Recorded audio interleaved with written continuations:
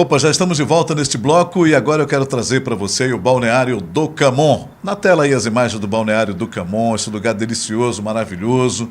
Tem aí esse espaço para criar os pirarucus, tem essa piscina azul fantástica e maravilhosa também para você relaxar nos finais de semana, nos feriados aqui na nossa região, desse estresse, dessa correria toda. Essa comidinha gostosa, maravilhosa. Tem também aí esse tucunaré na manteiga, tem a carninha de sol, a galinha caipira, tudo isso e muito mais aí no Balneário do Camon. Fica ali, no Balneário do Camon, está sempre à sua disposição na estrada do Salobo, a 8 quilômetros de Palmares 1. É um lugar delicioso que a gente recomenda para você. E agora vamos falar do MAN. A programação encerrou ontem. Foram 4 dias de um grande evento. A praça de eventos, que foi o local para o encerramento, esteve bastante movimentada. E a Raquel Sá traz para a gente todos os detalhes do final dessa programação. O MAN é o mais novo movimento social que nasce da necessidade de uma classe afetada. Nesse caso, os afetados pela mineração. A construção de um movimento que pretende popularizar as decisões sobre a mineração no Brasil é algo histórico, sobretudo pelo lugar que a mineração ocupa na formação econômica e social. O MAN, ele nasce em 2012 como uma proposta de se forjar como um movimento nacional popular que organize os sujeitos em conflito com o capital mineral. E sua importância é devida à agressividade, à violência como o capital mineral saqueia os bens naturais nas diversas regiões do território nacional. Então, onde o capital mineral tem atuado, tem matado vidas, tem destruído modos de vidas, tem explorado trabalhadores e tem acabado com águas, com a saúde do povo, com o ar, prejudicado a saúde do povo. Então, já há algum tempo, o povo brasileiro se organiza de diversas formas para conseguir enfrentar o capital mineral e garantir seus direitos. Mas ainda assim estava sendo insuficiente. Então, por isso a necessidade da construção de um movimento nacional, popular, que debata um modelo de mineração e acumule forças, organize o povo, debata com o conjunto da sociedade para a gente conseguir superar esse atual modelo que não tem nada a nos oferecer, a não ser o que nós estamos vendo por aí, esses rastros de miséria e destruição social e ambiental ao povo brasileiro. Várias classes são afetadas pela movimentação do minério. Uma delas são os indígenas. Está precisando muito assim, na escola, para encanar também água, na entrada também arrumar bem, também passar também esse coleiro e exportar também ônibus. Tem muito também está precisando da comunidade ali na reserva da indígena do Panamizinho. A união do interesse coletivo e bandeiras de luta levou na construção desse novo movimento. A mineração não pode ser uma forma de exploração da natureza que apenas privilegia alguns acionistas, uma minoria. A mineração tem que servir como riqueza nacional para a nação como um todo. E nós achamos que algumas leis nacionais, como a Lei Candir, devem ser alteradas para a gente poder discutir mais embaixo como é que a sociedade pode, de modo efetivo, participar de uma forma mais equitativa de como se aplica os recursos da natureza e especial da mineração. O primeiro encontro do MAN foi muito produtivo e informativo. O evento finalizou nesta segunda-feira com um ato público pelas ruas da nossa cidade, mostrando à população suas bandeiras de luta e seus interesses coletivos.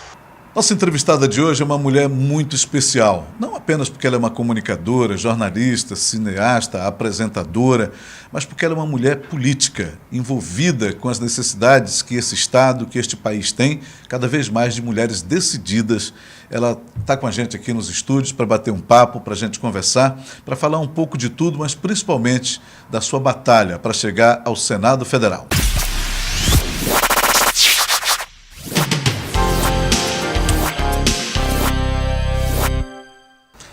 Então vamos lá para essa conversa com Úrsula Vidal, que já está presente com a gente aqui nesse dia do abraço, né?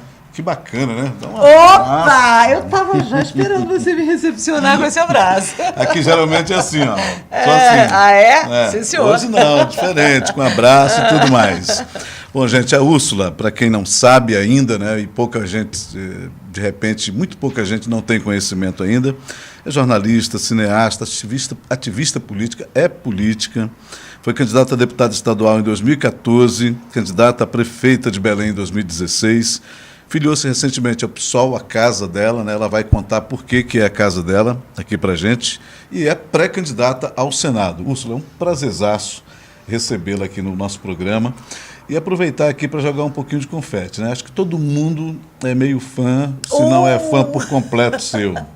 Ah, né? Moreno, que você alegria. é uma bandeira, você é um personagem, você é uma profissional inspiradora, longeva. E eu acho dinossauro da comunicação, praticamente, não, né, longevo Moreno? foi bacana, né? Longevo é bem Não, legal. É delicado dizer que a pessoa está na estrada há muito tempo. Aliás, recentemente você voltou pro rádio, né? Voltei.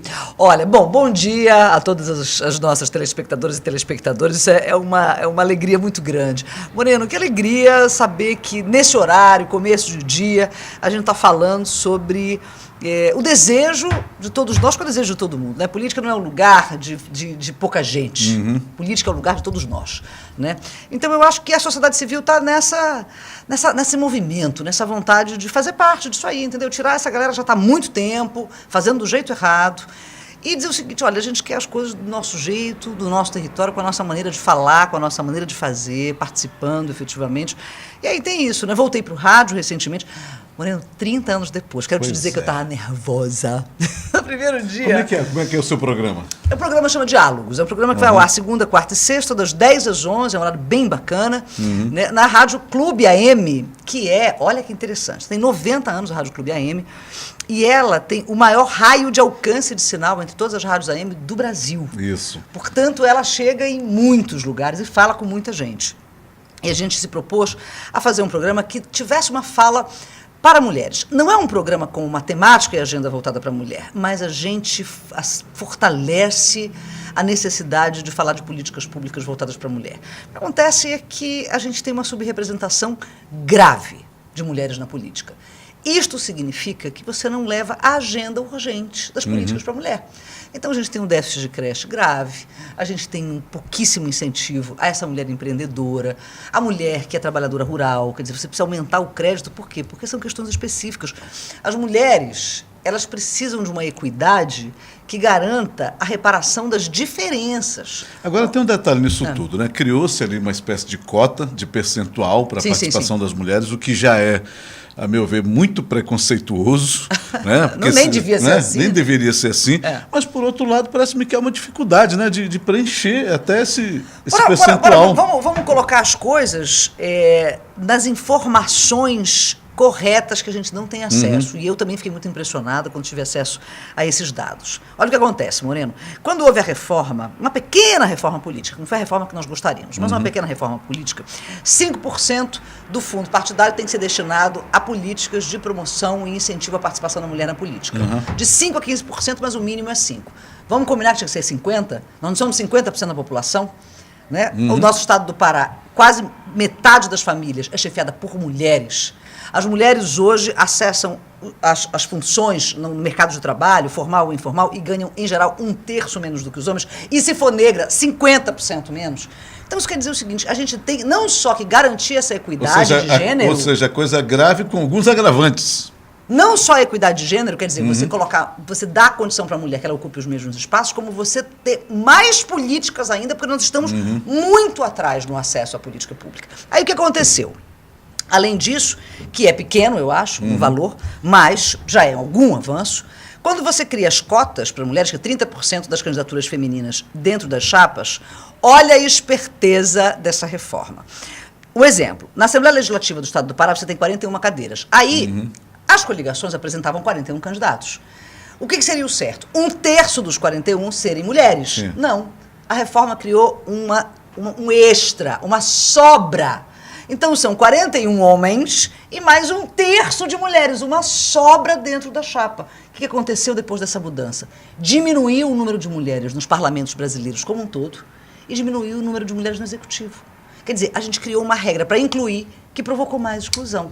Cheio de mulher candidata fantasma. Mas, exatamente. Que só tem o voto dela ou nem tem o voto dela. Entendi. Entendeu? Entendi. Isso é muito ruim. E era importante passar isso, né? Porque a gente fica mais ou menos com a sensação que as mulheres não estão tão interessadas. Querendo. Não. Não é assim, não. É porque poucos os partidos colocam mulheres nos cargos diretivos. É preciso que as mulheres estejam na direção partidária para, na hora de escolher quem são os candidatos prioritários e quanto vai de orçamento para as candidaturas, como essa comunicação vai ser feita, de que maneira as articulações serão feitas, as mulheres precisam ter voz. Porque senão, né, mano? Agora vamos lá, né? Vamos e convenhamos, Úrsula Vidal dá mais ou menos aí umas 20 mulheres, né? Sozinha. É um trator, né? Um trator. Eu digo uma K-47 com uma rosa na mão. Com amor e pé na porta. Uma força bacana, né? Expressiva, articulada. Porque também não adianta, né? Como a gente estava falando aqui de bucha de canhão, colocar ali para, quem sabe, apenas votar, né? Enche ali de nomes fantasmas. É preciso também que essas mulheres que queiram, que desejem, que se articulem e que postulem qualquer cargo, também tenham essa capacidade de verdadeiramente enfrentar os desafios que são colocados aí. Moreno, tá cheio de Marielle no Brasil. Marielle, vereadora do PSOL, que foi assassinada com 4 tiros no rosto. Não foi só a violência, foi a brutalidade. A brutalidade com aquele corpo negro daquela mulher de favela, lésbica, que ousou ocupar aquele espaço naquele palácio gigante, que é aquela Câmara dos Vereadores, no centro histórico do Rio de Janeiro. Então a brutalidade se deu também na maneira como esse crime aconteceu. Existem várias Marielles no Brasil. Mano, a gente vai aqui na periferia de Parauapebas, quantas mulheres coragem que não têm creche para os seus filhos, que lutam para ter o mínimo porque não têm acesso ao mercado de trabalho, porque não conseguem acessar uma qualificação profissional ou até o estudo mesmo, concluir o ensino médio. Quantas mulheres estão fazendo militâncias nos seus territórios? Militância por saneamento, militância por creche, militância por atenção na primeira infância, militância pela saúde da mulher. Quantas mulheres... Nós estamos num estado do Pará em que 57 municípios não têm ginecologista. Nós temos um índice gravíssimo de câncer de colo de útero. A gente tem uma dificuldade imensa para essa mulher acessar uma mamografia, por exemplo. E a gente sabe que quem tem câncer tem pressa. Então, quer dizer, não tem atenção, porque não está na agenda política. Nós estamos numa Assembleia Legislativa que são 2 deputados, 41. Se no Brasil a gente já passa vergonha internacional de termos 10% do parlamento de mulheres com mais de 50% da população formada por mulheres, no Pará é pior, porque na Assembleia Legislativa são 2 para 41, ou seja, 5%. Pelo amor de Deus, né? Agora, essa luta, ela precisa, né? Eu estou falando dessa luta porque eu estou falando aqui dos discursos, das ideias, daquilo tudo que se está brigando para modificar. Ela tem que ter essa segmentação, tem que ser uma luta por negro, tem que ser uma luta por mulher, tem que ser uma luta por isso e por aquilo. Não está todo mundo dentro do mesmo barco? Não são todos afetados nesse momento, Úrsula? Moreno, as estatísticas nos mostram que não. Por isso... Um conceito muito importante que vem sendo desenvolvido hoje dentro das militâncias dos movimentos sociais é o lugar de fala. A gente não pode dizer que a luta do branco é a mesma luta do negro, porque não é. Porque as mulheres negras, por exemplo, a violência, o último levantamento divulgado de 2015, com números consolidados, mostra que a violência contra as mulheres brancas caiu 10%, contra as mulheres negras aumentou 50%. Isso significa que as mulheres negras precisam de políticas específicas. Por quê, Moreno? Porque quando aumenta a pobreza, ela aumenta principalmente nos territórios apartados, que não têm acesso à política pública. E onde é que essa mulher apanha? Ela apanha nos lugares onde tem mais violência, onde ela não acessa o sistema protetivo, onde ela não acessa as delegacias. Porque quantos municípios hoje em Belém têm delegacia de atendimento à mulher? Na região metropolitana de Belém são 6 delegadas, para mais de 2 milhões de pessoas, de habitantes. Tem inquérito de 2015 ainda agora sendo instaurado. Ou seja, essa mulher até faz a sua denúncia, mas cadê o Estado dando proteção a essa mulher? E a gente vê que o número de feminicídio está aumentando. Do mesmo modo que tem aumentado os crimes LGBT-fóbicos. 445 pessoas morreram por Esses isso. Dias nós, por conta de do tudo dia de isso, combate, do combate, a gente falou muito disso aqui. Agora vamos lá, né? Se nós temos dentro hoje das empresas uma dificuldade muito grande ainda dessa aceitação e da postura e da maneira e com respeito para com essas mulheres. Sim. Se nós vamos para as câmaras de vereadores, nós ainda temos muita dificuldade dessa inserção. A realidade lá de Belém, lá de São Paulo, Belo Horizonte, Recife não é diferente aqui da capital do Minério. Também, né? Aí nós vamos para as prefeituras menos ainda, aí nós vamos para a presidência menos ainda, aí nós vamos agora, especificamente para o seu caso, para o Senado, né? Nós temos muito pouca representatividade, muito pouco peso e muito pouco poder de fala das senadoras. Sim. Parece-me que ainda é um lugar dos oligarcas patriarcais. Né? E aí vamos lá, chega a Úrsula Vidal para brigar por isso. Como é que você pretende... Vamos pegar um pouquinho aqui, né, dessa biopolítica. Você começa onde até chegar no PSOL, sua casa, e agora indo para o Senado? Algumas pessoas questionam assim, poxa, mas por que você não começa vindo para deputada estadual, começa lá e diz, olha, gente, vamos combinar que isso não começa aqui. Em 2014 eu fiz uma candidatura para deputada estadual, ainda na rede. Em 2016 eu fiz uma candidatura dura, difícil, franciscana, de pés descalços, uma equipe pequena, na capital, né? Enfim, enfrentando oligarquias. A gente conseguiu 80 mil votos. 80 mil votos são 80 mil pessoas dizendo, olha, a gente quer a mudança, a gente quer uma outra fala, uma outra maneira de pensar a cidade. Uma cidade para pessoas, que escute as pessoas. E aí, nesse momento, a gente tem uma janela eleitoral demorada de abrir. 2 votos para o Senado. Ela só abre de 8 em 8 anos. É verdade. E, Moreno, a gente está num momento gravíssimo do país. E gravíssimo para a Amazônia. A Amazônia está sob ataque, como nunca esteve, das grandes corporações. São corporações envolvidas nas operações portuárias das commodities de ferro e soja, que estão arrebentando o modo de vida das comunidades tradicionais no oeste do Pará, na região do Xingu. Lá em Barcarena e em Abaetetuba, principalmente, o maior porto, maior do que o Porto de Santos, está dentro dos projetos da Cargill, que é uma multinacional Para abrir um americana. parênteses aqui rapidinho, aí você retoma esse fio aí, tá? Sim. Vamos falar do MAN, né? Desse movimento todo. Sim, que Vamos falar aconteceu pouquinho agora, ao aqui. longo desse final de semana e encerrou ontem. Vamos inserir aqui, aí a isso. gente volta de novo. Sim, sim. É porque aí eu já vou me empolgando, porque a gente precisa, na verdade, falar sobre a agenda, né? A agenda da Isso. urgência nossa. O movimento de atingidos pela mineração e que luta pela soberania popular está dizendo o quê para a sociedade? Este modelo de desenvolvimento está trazendo melhoria na qualidade de vida das populações direta e indiretamente atingidas pela operação minerária? Melhorou a qualidade de vida em Parauapebas? Poxa, ao longo dos últimos 10 anos, Parauapebas arrecadou cerca de 3 bilhões de reais em compensação financeira para a exploração mineral. O que foi que efetivamente mudou na economia da cidade para ela se preparar, por exemplo, quando exaurir essa extração na mina? Tirando aqui o lugar por onde a procissão passa, que é o centro da cidade, como é que está a periferia de Parauapebas? A mineração está mudando a maneira dela de minerar, ela está automatizando, está precisando de menos gente na sua operação. Como é que vai absorver essa mão de obra? De que maneira a população participa e faz controle social deste recurso que entra? A gente tem um aumento da CEFEM agora, né, de 2% do líquido para 3,5% do bruto, vai entrar mais dinheiro circulando. Evidentemente que a gente sabe que houve uma queda de arrecadação, mudança no preço internacional, isso também afeta na economia da cidade. A cidade participa do desenho desse modelo de desenvolvimento.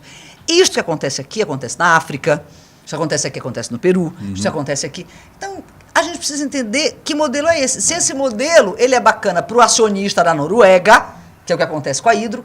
Mano, a gente está lá em Barcarena vendo aquela operação portuária gigante. A Hidro operando lá há mais de 15 anos, com uma isenção fiscal de 7 bilhões e meio de reais pelos próximos 15 anos, ou seja, 500 milhões por ano. Os donos de 39% das ações é o Estado da Noruega, o governo da Noruega. Lá eles não fazem essa graça que eles fazem aqui. Que eles pegam e constroem canais para despejar nas águas dos igarapés, dos rios, os efluentes do processo sem tratamento. Aquelas pessoas estão contaminadas por chumbo. Estão contaminadas por metais pesados utilizados no processo de transformação. Estão morrendo. E em volta daquela operação gigante, daquelas plantas industriais, tem pobreza, Moreno. Tem pobreza. Então tá errado. Ou seja, o assunto precisa ser discutido, O modelo debatido tá errado. e... Os caras mandam dinheiro, não tem... Agora, um país, por exemplo, e isso é uma discussão que a gente precisa fazer, porque isso é um modelo de desenvolvimento. Tu compras essa água que a gente está bebendo aqui no teu caneco do Elvis Presley, tu pagas imposto. Tu compras pão, tu pagas imposto, tu pagas da tua gasolina, tu pagas imposto. Aí o cara sobre lucros e dividendos das grandes empresas, o imposto é desse tamaninho e o nosso do consumo é enorme. E as isenções ainda, né? Pelo amor de Deus. Fechando parênteses, voltando lá. Tá, e minha aí, trajetória. caminho para o Senado, né? Onde a gente sabe, neste momento, que tem quase ali um papel de figuração. Tudo se discute na base, assembleias legislativas, Câmara Federal, passa pela sanção do presidente da República, e os senadores ali têm que papel nessa história? Vamos lá, para a gente começar a apresentar a necessidade de ter uma Úrsula Vidal do PSOL no Senado. Moreno, o Senado fiscaliza o Executivo. O Senado propõe comissões parlamentares de inquérito mistas, por exemplo, com a participação. Nada que é aprovado na Câmara dos Deputados deixa de passar pelo Senado. Tudo que passa pelas comissões todas e que vai modificar a maneira de você viver no país em relação à questão da tributação, a direitos garantidos, a criminalização. Por exemplo, quando você criminaliza o tráfico de pessoas, a proposta foi uma proposta do Senado. Nós já tivemos 2 senadoras. Ana Júlia foi senadora. Marinor Brito, do nosso partido, fez durante 11 meses um Senado exemplar que muito senador que está aí há 20 anos não fez. Em 11 meses, Marinor fez.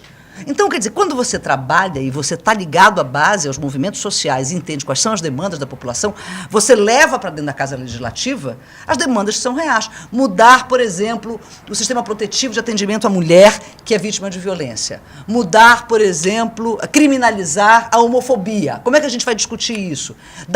Fazer uma discussão séria sobre a questão do aborto. Ninguém acha que aborto é bacana, ninguém acha que aborto é legal. Ninguém faz apologia de aborto. Mas vamos discutir que 4 mulheres morrem por dia por abortos mal feitos dentro de clínicas clandestinas, enquanto as mulheres ricas vão para dentro de clínicas que são clínicas particulares e essas fazem o aborto. Vamos discutir com responsabilidade. O que a gente quer? Que as mulheres e as jovens que têm uma vida sexual precoce tenham acesso ao controle de natalidade. Que você não tem 1/3 dos partos, Moreno, feitos no Pará, 1/3 todos os anos, é de meninas de 10 a 19 anos. E em Parauapebas, a gente puxando um pouquinho da brasa aqui para a nossa sardinha, esses quadros são mais graves ainda. A gente depois vai, inclusive, produzir uma pauta sobre isso. O que nós temos em Parauapebas de meninas muito jovens, grávidas, sem condições de inclusive, ter uma vida própria, tendo que cuidar de alguém, é algo alarmante. Então, essa questão, esse quadro que você coloca por último aí, ele é muito sério, precisa realmente do debate e é uma bandeira para ser levantada por qualquer um, não especificamente pelas mulheres, mas qualquer político que tenha responsabilidade, qualquer cidadão que tenha responsabilidade, qualquer médico que tenha responsabilidade, já que a gente está falando dessa relação, deve-se discutir isso e mudar os rumos para que a gente possa mudar também as estatísticas. Úrsula, o tempo infelizmente voou. Né? Poxa! Mas eu quero agradecer muitíssimo a tua presença aqui. Adoraria, em outro momento, a gente falar... Já vou voltar, é só me convidar. Falar de comunicação, falar de rádio, falar dessa outra história.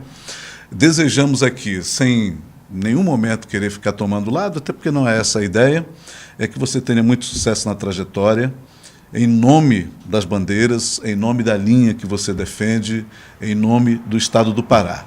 Acho que a gente precisa de qualquer pessoa que tenha um pensamento pro Estado do Pará. Essa é a questão e é nisso que a gente coloca aqui o nosso pensamento, a nossa fé, o nosso amor, o nosso papel de cidadão, de ir votar, de acreditar. Olha, né, eu vou até aproveitar que eu estou aqui com uma jornalista que é 24 horas por dia jornalista e 24 horas por dia radialista. Sim. Né? Político vai lá depender dos resultados das urnas. Sim. Embora também tenha que ser político 24 horas por dia. Até aproveitar para pedir para você deixar uma boa dica para o eleitorado. A gente falou aqui da mudança da mineração, nós precisamos fazer mudança na sociedade, os meios de comunicação estão mudando, a forma como a gente tem de se relacionar está mudando, mas o eleitor, ninguém informa, parece-me que há um certo medo do eleitor de repente abrir os olhos, ter consciência do seu papel, da sua função e do sistema, né? Qual é o recado que a gente daria nesse momento para que cada eleitor em casa nos acompanhando pudesse pensar um pouquinho mais no processo? Porque a eleição está chegando, está bem aí. Olha, as redes sociais terão um papel muito importante, Moreno. Eu acho que a gente vai ter uma campanha curta, né? Uma campanha de 45 dias e uma campanha de 30 dias no rádio e na televisão. Então, esse momento de pré-campanha é um momento em que o eleitor precisa entender como é que se movimentam esses pré-candidatos e por quem eles falam, qual é a pauta, qual é a agenda, de que partido eles vêm e o que esses partidos têm feito pelo estado do Pará, que corporações, muitas vezes, eles defendem, quais são os endereços que eles defendem. Então é o seguinte, nós somos ainda um estado empobrecido, nós não somos pobres, nós somos empobrecidos por uma política perversa de desenvolvimento que joga cada vez mais gente para a margem do acesso à política pública, que é um direito, porque está na Constituição. Direito à saúde, à educação, à moradia, à cultura, isso é direito. Isso é direito garantido na Constituição. Mas não adianta ser letra morta, isso precisa ser conquistado. Então, as redes sociais transformaram cada um de nós, Moreno, tu, eu, todo mundo que está assistindo a gente, num emissor de informação. Então, a gente não precisa só ir lá votar, porque a democracia ela não acaba no dia 8 de outubro, depois que a gente for lá na urna e votar. A democracia ela é permanente. Então, eu fiscalizo o meu bairro, eu fiscalizo o meu vereador, eu compartilho as agendas e as pautas que eu acho importantes e eu serei um multiplicador das boas práticas. Então, cada um de nós precisa tomar esse lugar que é nosso, que é o lugar da discussão política. Quem quer candidatar, candidata, isso é ótimo. Quem não quer candidatar, que acha que não tem essa vocação, ou acha que tem um candidato ou uma candidata que pode apoiar, isso é importante que a gente se envolva no processo. Porque enquanto as pessoas boas não se envolvem, os maus vão lá e compram gente que vende voto, compram o apoio de lideranças, que são lideranças comunitárias, muitas vezes, que acabam transformando o movimento social super genuíno e bonito num movimento que está instrumentalizado para o pior da política. Então, cada um de nós tem que ter essa consciência de que a gente tem um poder gigantesco na mão. Às vezes está faltando até para o pão, mas não está faltando para o telefone celular. É verdade, né? E isso é bom, né? Porque aí tem é um canal de informação. É uma ferramenta de democracia, mais aí. Né? Bom, obrigado por você ter vindo. Se tiver algo que a gente não tenha perguntado, fique à vontade. Fique à vontade, estamos aí. Nós ainda temos aí 1 minuto ainda. Quero dizer para você que eu quero voltar todas as vezes que eu venho aqui. Primeiro que eu acho olhar para essa cidade de cima, de baixo, é uma sensação, estar nessa cidade e olhar ao redor é uma sensação muito animadora. Parauapebas é um território de desafios e de soluções. Parauapebas é muito simbólica para o Pará inteiro e muito simbólica para o Brasil. Então, o que acontecer aqui de ruim é um exemplo para o Brasil, e o que acontecer de muito bom é um exemplo extraordinário. E o que eu acredito que o povo dessa região vai fazer, dessa cidade, é transformar esse imenso desafio, que é esse enclave mineral, num exemplo extraordinário de tomada das rédeas da população para a política pública. Pegar esse dinheiro público e dizer o seguinte, a gente vai fazer do nosso jeito, com a nossa cara, para a nossa gente, e transformar essa cidade numa cidade para pessoas. Conversei com Úrsula Vidal. Foi um prazer enorme, espero que você também tenha gostado. Desde grande.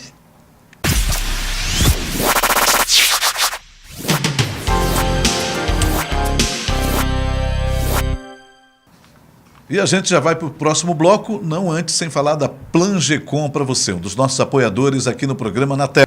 Plangecom Manutenção e Serviços, imagens para você, a fabricação de produção no setor industrial. Os escritórios estão localizados na Rua A 119, Cidade Nova. Você acompanha aí, portanto, todo o trabalho que a Plangecom desenvolve. Tem o seu projeto, está fazendo a sua construção, vai levantar um novo galpão, dá uma passadinha na Plangecom. Converse com todo mundo por lá, que eles estão à disposição de vocês. Endereço novamente, localizado na Rua A 119, Cidade Nova, os escritórios, e a Plangecom lá no setor industrial. No próximo bloco, você vai ver obras que chegam a 11 bairros no complexo VS10. É já, depois do intervalo. É a notícia como você nunca viu. Na tela, o sol brilha sobre a serra.